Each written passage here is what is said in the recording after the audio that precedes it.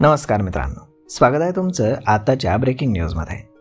मित्रांनो, पुणे महानगर परिवहन महामंडळ लिमिटेड म्हणजेच PMP आणि रस्ते केंद्रीय वाहतूक संस्थेच्या अधिकाऱ्यांनी CNGवर धावणाऱ्या बसच्या प्रतिकृतीची पाहणी केली असून त्याच्या उत्पादनाला मंजुरी दिलेली आहे।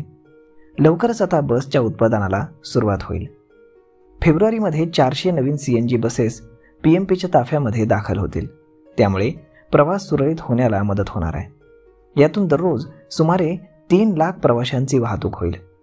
PMP गेल्या काही दिवसांपासून नवीन बसचा प्रश्न रेंगाळला होता।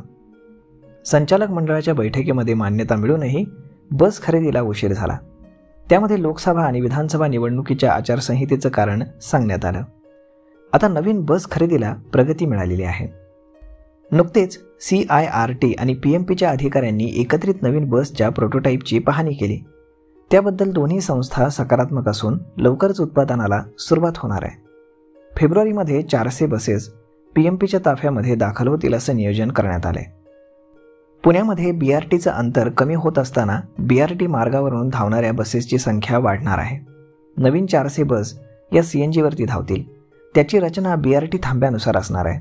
या बस BRT आणि अन्य मार्गांवरही धावणार आहेत। नव्या बसमुळे प्रवासी आसनावरती बसून प्रवास करू शकतील। PMPच्या ताफ्यामध्ये 2100 बस असल्या तरी प्रत्यक्षामध्ये मात्र 1650 बसच धावतात। यापैकी सुमारे 45 बस रोज ब्रेकडाऊन होतात। याशिवाय आयुर्मान संपलेल्या बसेसची संख्या देखील जास्त आहे, त्यामुळे प्रवासी सेवेवरती मोठा दुष्परिणाम होतो। यामध्ये नवीन बसची खरेदी होणं फार आवश्यक आहे। नव्या बसमुळे प्रवासी सेवा सुधारेल। सध्या बसची संख्या कमी असल्यानं प्रवाशांना मात्र फटका बसतोय।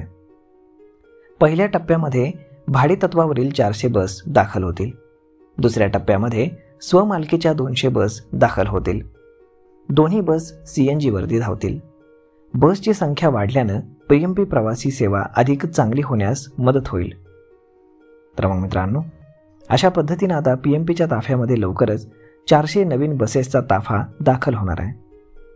यामुळे पुण्यातील प्रवाशांची आता जास्त गैरसोय होणार नाही। तर मित्रांनो, हा व्हिडिओ, ही माहिती तुम्हाला कशी वाटली हे तुम्ही आम्हाला कमेंट करून नक्कीच सांगा। आणि जर आवडली असेल तर आपल्या जवळच्या मित्रमंडळींसोबत देखील हा व्हिडिओ तुम्ही शेअर करायला विसरू नका। धन्यवाद।